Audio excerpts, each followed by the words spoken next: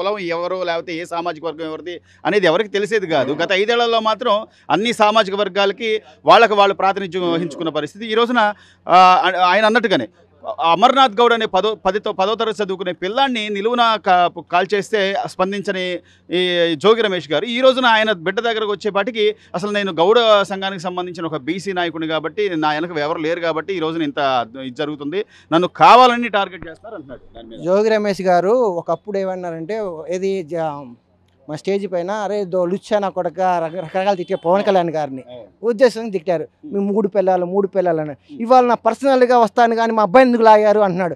అంతకుముందు ఏమైంది?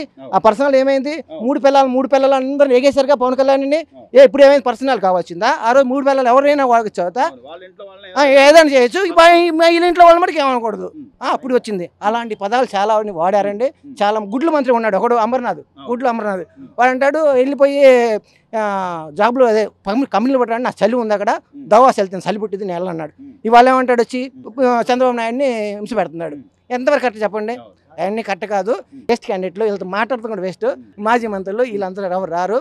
ఇప్పుడైనా బుద్ధి తెచ్చుకొని జగన్మోహన్ రెడ్డి గారు మీ ఉన్న పక్క మంత్రులందరూ మాజీ మంత్రులను తీసేసి కొత్తగా ప్రజలకు ఏదైనా చేద్దాం అనుకుంటే ముందుకు రండి, మేము కూడా వెనమాలు మేము ఉంటాము.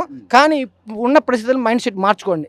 అదే మైండ్ సెట్లో ఉన్నారు మీ పరిస్థితి ఉందా సార్? అంటే మళ్ళీ జగన్మోహన్ రెడ్డి గారి గురించి ఆలోచించే పరిస్థితులు కల్పించట్లేదు ఇక్కడ. ఎందుకంటే ఈరోజు కూటమిలో ఉన్నటువంటి సాక్షాత్తు డిప్యూటీ సీఎంగా ఉన్న వ్యక్తి కూడా 1వ తారీఖు వస్తే వృద్ధులకు పెన్షన్లు పంచే దానిలో యాక్టివ్గా పాల్గొంటున్నారు. లేకపోతే గ్రామీణ స్థాయిలో ఆయన విస్తృతంగా సమీక్షలు చేస్తున్నారు. ప్రతిదీ కూడా గ్రామీణ స్థాయిలో ఇంతకు ముందు ఉన్నట్టుగా కాకుండా ఇప్పుడు వాళ్ళకి నిధులు ఉండాలి, ఏదైనా సరే అక్కడ లోకల్లోనే పనులు అయిపోవాలని చెప్పి ఆయన ప్రతిదీ క్షుణ్ణంగా పరిశీలిస్తున్నారు. మరోవైపు ముఖ్యమంత్రిగా ఉన్న వ్యక్తి ఏమో అమరావతి అంటాడు, పోలవరం అంటాడు, నిధులు అంటాడు, లేకపోతే పరిశ్రమలు అంటాడు. అసలు ఇంత హడావుడిగా వీళ్ళు అభివృద్ధి వైపు దృష్టి పెడుతుంటే ఇంకా జగన్మోహన్ రెడ్డి గారి గురించి ఆలోచించి ఏమన్నా జగన్మోహన్ రెడ్డి రావాలంటే పవన్ కళ్యాణ్ గారు ఉండకూడదు. పవన్ కళ్యాణ్ గారు ఉన్న రోజులు వీళ్ళిద్దరు కలిసి ఉన్న రోజులు జీవితంలో జగన్మోహన్ రెడ్డి గారు అధికారంలో రాడు, 100% గ్యారంటీ, దాంట్లో నో డౌట్. పవన్ కళ్యాణ్ గారు ఎప్పుడైతే విడిపోతాడో అప్పుడు ఏమైనా ఛాన్స్లు ఏమో వస్తాయేమో, కానీ పవన్ కళ్యాణ్ గారు చంద్రబాబు నాయుడు గారు ఉన్న రోజులు 80% వైసీపీ గవర్నమెంట్ మర్చిపోవడం. మీరే హింట్ ఇస్తున్నారా జగన్మోహన్ రెడ్డి గారికి పవన్ కళ్యాణ్ చంద్రబాబు విడిపోతే తప్ప? అట్ని ఫస్ట్ నుంచి కూడా వీళ్ళిద్దరిని ఎడగొట్టాలని చాలా ప్రయత్నం ఉన్నారు. ఇప్పుడు ప్రెసెంట్ అయితే ఉన్న 5 సంవత్సరాలు కూడా వీళ్ళిద్దరు కలిసి ఉన్న రోజుల్లో జగన్మోహన్ రెడ్డి గారు రావడం అసంభవం. అది నో డౌట్. తిరుగులేదు దాంట్లో.